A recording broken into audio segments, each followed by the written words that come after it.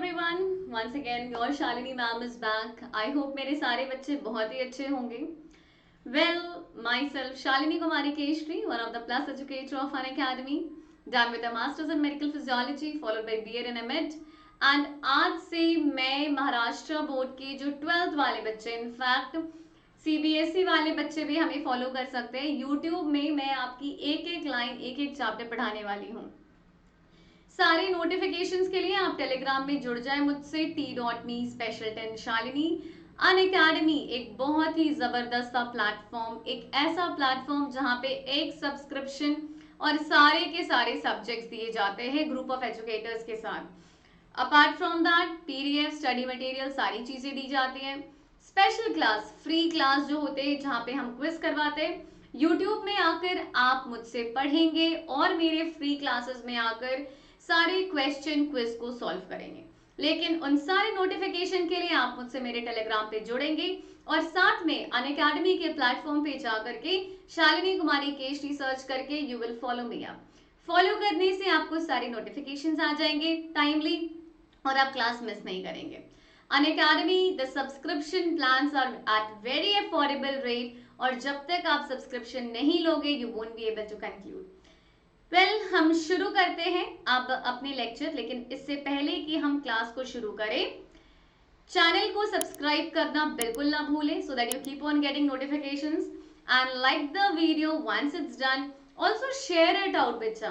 ये वीडियो आप जितना शेयर करोगे उतने बच्चों के साथ उनको हेल्प आउट करोगे. तो चलिए हम शुरू करते हैं. आपका जो पहला चैप्टर है reproduction in lower and higher plants. What is reproduction? जब हम बात करते हैं रिप्रोडक्शन के बारे में, it is a biological process. अब दिमाग में आया होगा मैम बायोलॉजिकल प्रोसेस मतलब क्या होता है. देखो, हम सब हमारे अंदर डाइजेशन होती है, रेस्पिरेशन होता है, सर्कुलेशन, एक्सक्रीशन. ये हमारे सर्वाइवल के लिए बहुत इंपॉर्टेंट है. बिना इनके हम जिंदा नहीं रह सकते. These functions are essential for the survival of the individual. लेकिन जब हम रिप्रोडक्शन की बात करते हैं तो हम सभी ने सुना है कि ऐसे कितने कपल हैं who are living their life very happily but they are infertile, they are not able to produce the kids. This means reproduction is important but it is not important for the survival of the individual. तो फिर क्या importance है भाई. हम सारे के सारे मॉर्टल हैं, एक समय तक ही हम जिंदा हैं. तो जब एक समय तक जिंदा है कोई तो ऐसा प्रोसेस होना चाहिए ना जो हमारी स्पीशीज को कंटिन्यू करे वन जनरेशन के बाद. So reproduction is the process of production of the young one so that the species get continued generation after generation. Clear. Reproduction शुरू करते हैं चैप्टर को. is the production of young one like the parents. So reproduction is the process, it's a biological process in which living organism give birth to young one which is more or less similar to themselves. Sexual reproduction, हम जो offsprings हैं, we are not the carbon copy of the parent but definitely will look somewhat similar to the parent. Human are going to produce human baby, right? Elephant baby elephant देगा. If you sow the mango seed you will get a mango plant. है कि नहीं. So reproduction is the production of the young one जिनको हम offspring, जिनको हम progeny, ये अलग अलग शब्दों से भी जानते हैं like parents. Reproduction is an essential process as it leads to continuation of the species. भाई एक समय तक ही हम जिंदा हैं, उसके बाद क्या. This is the process that helps to continue the species generation after generation. Each organism has its own particular method of reproduction. जब हम ऑर्गेनिज्म की बात करते हैं अपनी बायोलॉजिकल वर्ल्ड में तो बेटा क्या आपको सारे ऑर्गेनिज्म सेम मिलते हैं. बिल्कुल नहीं. चलिए बात करते, एक बार रिवाइज करते अपनी 5 किंगडम को. Monera, protista, fungi, Plantae, animalia. Monera में कौन आता आता है? बैक्टीरिया आता है। प्रोटिस्टा में unicellular eukaryotes, amoeba comes up, fungi, Plantae, animalia. क्या ये सारे ऑर्गेनिज्म सेम हैं? बिल्कुल भी नहीं, लेकिन रिप्रोडक्शन तो सब में होता है। तो the way, the method they have opted for the reproduction is different. It depends upon the type of organism. So basically there are two ways by which the organism reproduces: asexual reproduction and sexual reproduction. Short में पहले बता देती हूं क्या होता है asexual reproduction and sexual reproduction. Asexual, monoparental, the reproducing parent, उनको किसी दूसरे पेरेंट के ऊपर डिपेंड होना नहीं है। गैमेट्स फॉर्म नहीं होते। जब गैमेट्स फॉर्म ही नहीं हुए हैं तो फ्यूज क्या करेंगे? No fertilization. जब no fertilization, no zygote formation. और भाई जो रिप्रोड्यूसिंग पेरेंट है वो सिंगल है, तो जो प्रोजेनी है there is no variation. They are genetically and morphological similar to the parent and they are known as clones. Individual को हम ramete बोलते हैं, right? Now, ठीक है? So now we are going to talk about the sexual reproduction. It's biparental.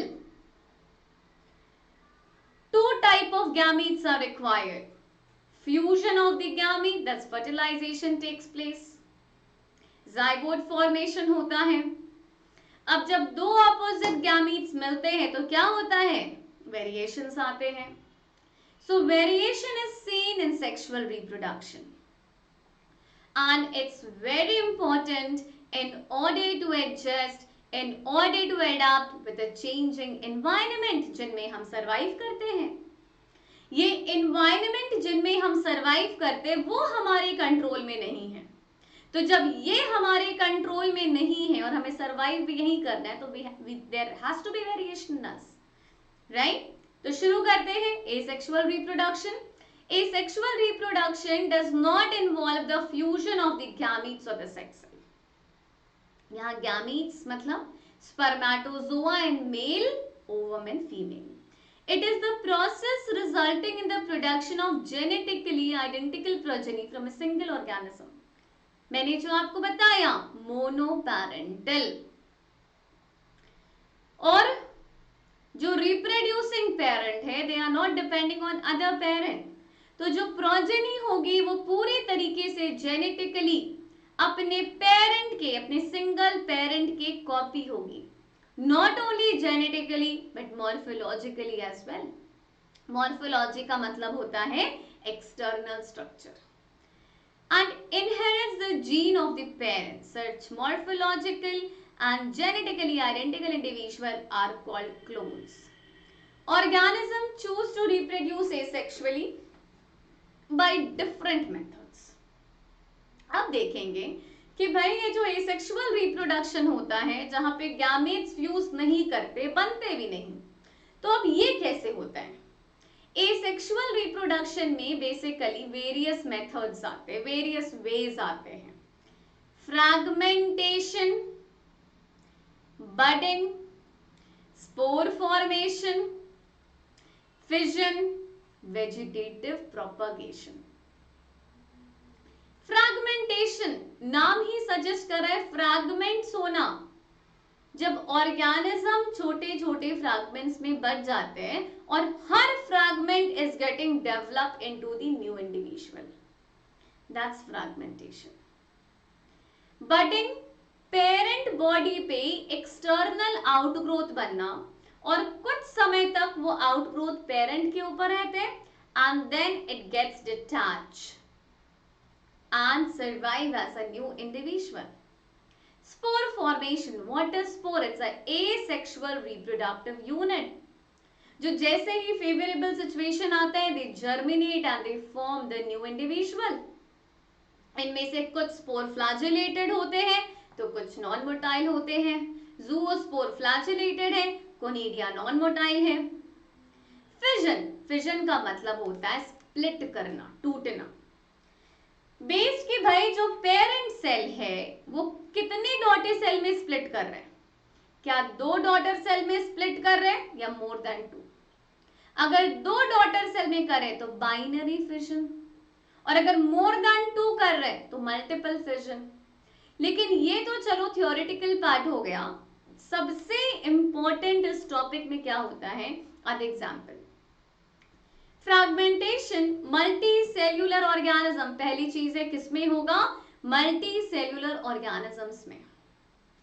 They can break into the fragment, छोटे छोटे टुकड़ों में, due to one or the other reason. Example is spirogyra, it's algae.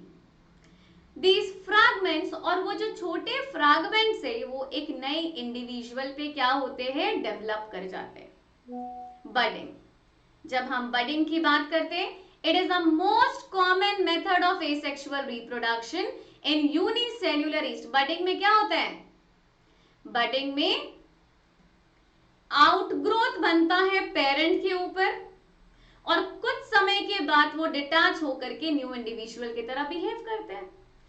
सो किसमें होगा, yeast में। Yeast is a unicellular fungi.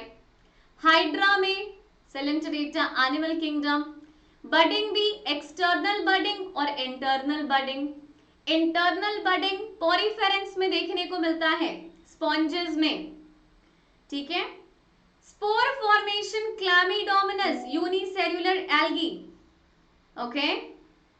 They form the flagellated motile zoospore, which then behave as or grow as independent new individual. Other modes of asexual reproduction, binary fission, जो मैंने आपको बताया, amoeba में, bacteria में, paramecium में। Conidia formation occurs in penicillium, it's also exogenously form होता है। And gemule कहाँ पे होते हैं, स्पॉन्जेस में होते हैं। तो बेसिकली जब तुम स्पोर फॉर्मेशन पढ़ते हो ना, उसमें तुम जूओस्पोर पढ़ते हो, कोनिडिया पढ़ते हो, ओइडिया पढ़ते हो, ये सारे टाइप्स ऑफ स्पोर हैं। So this is all about the types of asexual reproduction. Next topic में मैं करूंगी सेक्सुअल रिप्रोडक्शन से शुरू, आपके बुक से। प्लीज बच्चा इस वीडियो को जरूर लाइक करना, शेयर करना, क्योंकि मैं पूरे आपकी बुक की एक एक लाइन को एक्सप्लेन करूंगी। And we are going to do a very good revision and a preparation for the boards. Be regular to the free classes. Special classes Unacademy पे होती हैं, 7:45 7:30 टाइमिंग होती है शाम की, आधी घंटे की क्विज होती है, लेकिन उनकी नोटिफिकेशन के लिए आपको मेरे टेलीग्राम पे जुड़ना पड़ेगा। सो आई रियली होप हमने यहाँ तक क्लियर किया है। नेक्स्ट टॉपिक में हम नेक्स्ट सेक्सुअल रिप्रोडक्शन शुरू करने वाले हैं। And looking forward to see all of you regular in my class. Unacademy पे सब्सक्रिप्शन जरूर लें, प्लस का एनवायरनमेंट ही अलग होता है, बट जब आप सब्सक्रिप्शन ले रहे हो तो बिल्कुल ना भूले SK27 SK सुपर इस्तेमाल करना। Looking forward to see you in my next lecture. Like the video, thank you.